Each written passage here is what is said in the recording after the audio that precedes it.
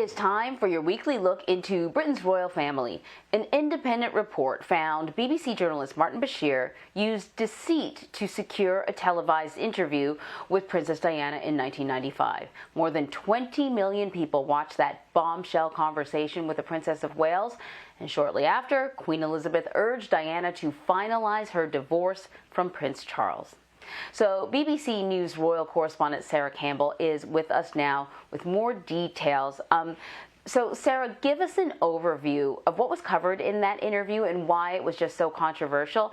And also, what has the reaction been to the findings, not only from members of the royal family, but from the UK?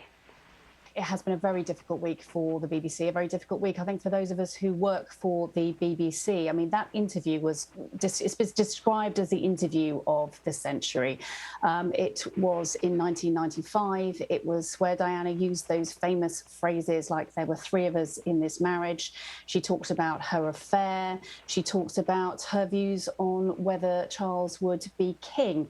And there were questions for years about why, when, as you say, all the biggest interviewers in the world wanted that exclusive interview with Diana. So why did she decide to choose a young, unknown reporter called Martin Bashir? You're looking at the statements there from Princes William and Harry after the conclusions of the Dyson inquiry were brought forward. And this was put into place after Earl Spencer, late last year, on the 25th anniversary of the interview, raised some real concerns about how that interview came about.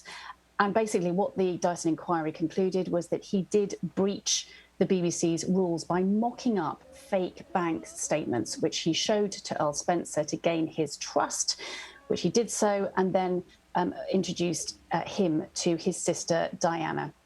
And Dyson concluded that Martin Bashir was deceitful, and also concluded that the BBC had failed to fully investigate what had happened at the time. Effectively, there had been a cover-up. Martin Bashir was re-employed by the corporation back in 2016. He was employed as the BBC's religious affairs correspondent. Now, both Prince William and Prince Harry issued some very strong statements last week after the inquiry was published. If I just read you a little bit of what Prince William said, you saw it there.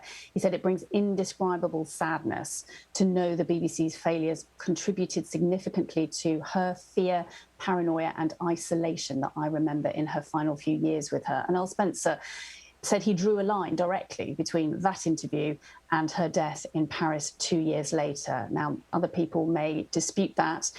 Lord Dyson said that she would have probably done an interview at some point anyway. But certainly what is true, as you said, is that it accelerated the divorce between her and Charles, which led to the removal of her personal protection, which she would have had as a member of the royal family. And then, of course, as we know, she was being driven by a drunk driver in Paris 2 years later. So, as I say, a difficult time for the BBC. So I wonder what the significance of the report is. The interview was done in the 90s. Martin Bashir no longer works for the BBC, stepped away citing health concerns.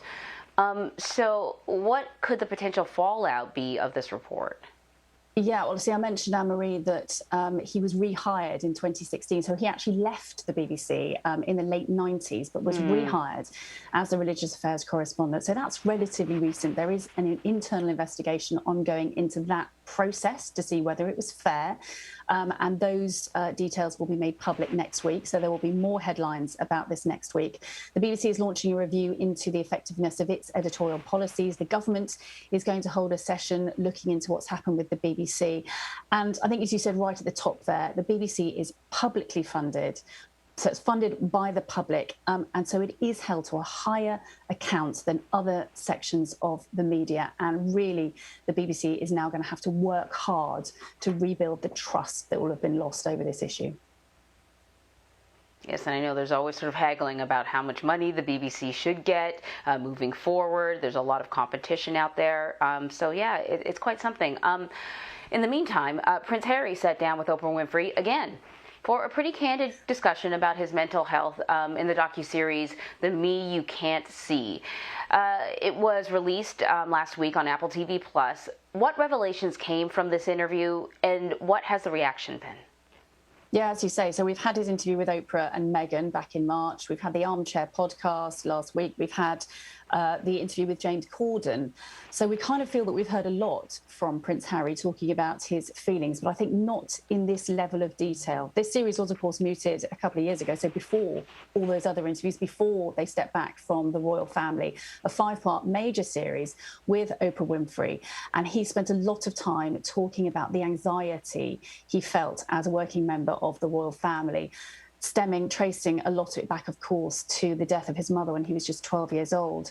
But he talked about the panic attacks. He talked about being willing to turn to drink and drugs to cope with the anxiety he was feeling. He talked again about Meghan's suicidal feelings. And he talked about the fact that when he asked his family for help, it wasn't forthcoming. He talked about total neglect when it came to his family. So there are other celebrities, there are other famous people, Oprah Winfrey, of course, Lady Gaga, Glenn Close, all talking about their battles with mental health. And the idea behind the series is that by them talking about it, they're going to hopefully help other people deal with their own problems. But of course, in the royal family's perspective, it's Harry talking about very private issues once again. And one does wonder how that's going to help this very sort of turbulent relationship that he's now has with his father and his brother. We'll have to sort of wait and see on that front, if you like. Yeah, definitely. Well, Sarah, a very serious Royals report today, but thank you so much.